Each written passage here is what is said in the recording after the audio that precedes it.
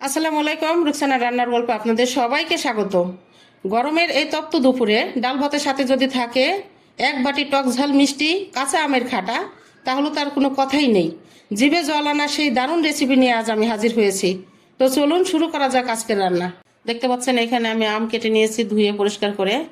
এখন দিয়ে দিলাম 1 চা চামচ শুকনা মরিচের গুঁড়া, 1 চা চামচ ধনিয়ার গুঁড়া আর 1 চা চামচ হলুদের গুঁড়া।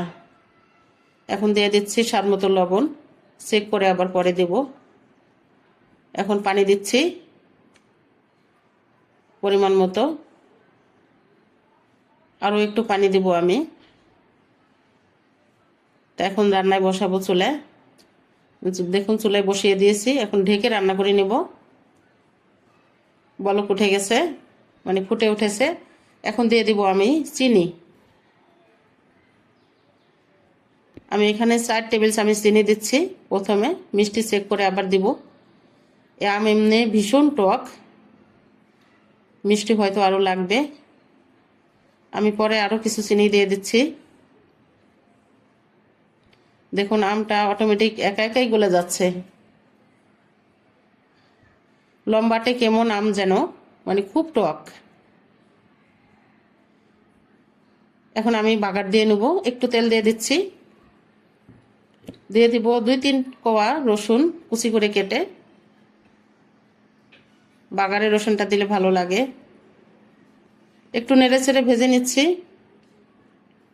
এখন দিয়ে দিলাম 2টো শুকনো মরিচ টুকরো করে, আবার একটু ভেজে নেব।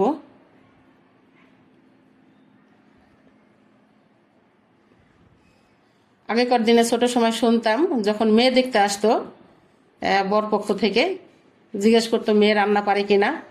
তখন মেয়ের অভিভাবকরা বলতো রান্না তো পারেই, আমার মেয়ে খাটাও রান্না করতে পারে।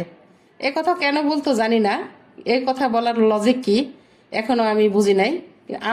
খাটা রান্না করা তো তেমন কোনো কঠিন কাজ না, কিন্তু কেন এই কথা বলতো জানতাম না।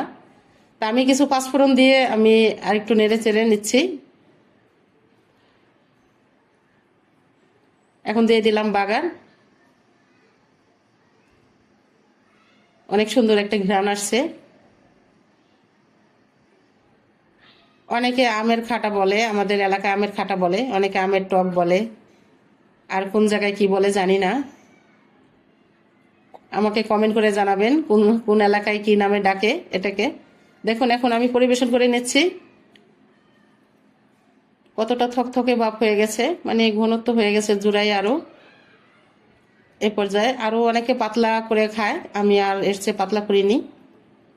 এটা কিন্তু খিচুড়ির সাথে বা ডাল ভাতের সাথে খেতে কিন্তু অসাধারণ লাগে। আমি আজকে অথচ মানে দুপুরে লেটা খিচুড়ির সাথে খেয়েছি কাটা রান্না করে, অনেক ভালো লেগেছে। আমার ভিডিওটি ভালো লাগলে সবাই শেয়ার করবেন বেশি বেশি বন্ধুদের মাঝে, আর সাবস্ক্রাইব করতে ভুলবেন না। সবাই ভালো থাকবেন, আল্লাহ হাফেজ।